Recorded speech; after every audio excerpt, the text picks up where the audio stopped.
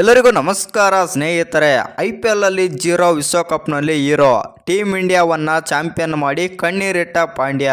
ಹೌದು ಸ್ನೇಹಿತರೆ, ಈ ವಿಡಿಯೋದ ಸಂಪೂರ್ಣ ಮಾಹಿತಿಯನ್ನು ತಿಳ್ಕೊಂಬರೋಣ ಬನ್ನಿ ಸ್ನೇಹಿತರೆ.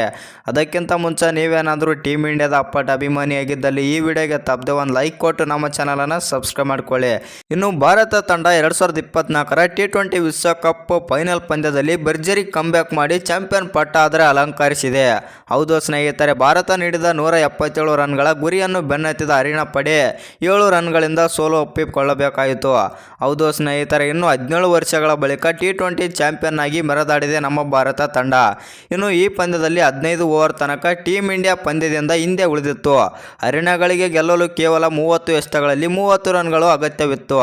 ಆದರೆ ಅಲ್ಲಿಂದ ಅದ್ಭುತ ಕಂಬ್ಯಾಕ್ ಮಾಡಿದ ಭಾರತ ತಂಡ ರೋಚಕ ಜಯ ಆದರೆ ಸಾಧಿಸಿದೆ.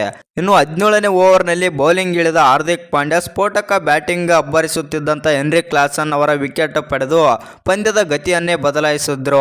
ಅಷ್ಟರಲ್ಲಿ ಕ್ಲಾಸನ್ 27 ಎಸೆತಗಳಲ್ಲಿ 2 ಬೌಂಡರಿ ಮತ್ತು 5 ಸಿಕ್ಸರ್ಗಳ ಸಹಿತ 52 ರನ್ ಗಳಿಸಿದ್ದರು. ಪಾಂಡ್ಯ ಓವರ್ನಲ್ಲಿ ವಿಕೆಟ್ ಕೀಪರ್ಗೆ ಕ್ಯಾಚ್ ನೀಡಿ ವಿಕೆಟ್ ಔಟ್ ಆದರು ಕ್ಲಾಸನ್. ಇನ್ನು ಈ ಓವರ್ನಲ್ಲಿ ಹಾರ್ದಿಕ್ ಪಾಂಡ್ಯ 4 ರನ್ ನೀಡಿ ಒಂದೇ ಒಂದು ವಿಕೆಟ್ ಪಡೆದು ಪಂದ್ಯದ ದೊಡ್ಡ ತಿರುವು ನೀಡಿದರು.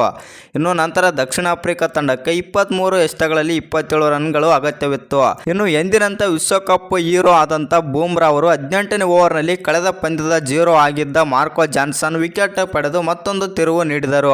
ಇದರ ಜೊತೆಗೆ ಕೇವಲ 2 ರನ್ ನೀಡಿ ಕೊನೆಯ 2 ಓವರ್ಗಳಿಗೆ 20 ರನ್ಗಳು ಉಳಿಯುವಂತೆ ನೀಡಿದರು. 19ನೇ ಓವರ್ನಲ್ಲಿ ಹರ್ಷದೀಪ್ ಸಿಂಗ್ ಕೇವಲ 4 ರನ್ ನೀಡಿ ಕೊನೆಯ ಓವರ್ನಲ್ಲಿ 16 ರನ್ ಉಳಿಸಿಕೊಟ್ಟರು. ಇನ್ನು 20ನೇ ಓವರ್ನಲ್ಲಿ ಮತ್ತೆ ಬೌಲಿಂಗ್ಗೆ ಬಂದ ಪಾಂಡ್ಯ ಅಮೋಘ ಬೌಲಿಂಗ್ ಮಾಡಿದರು.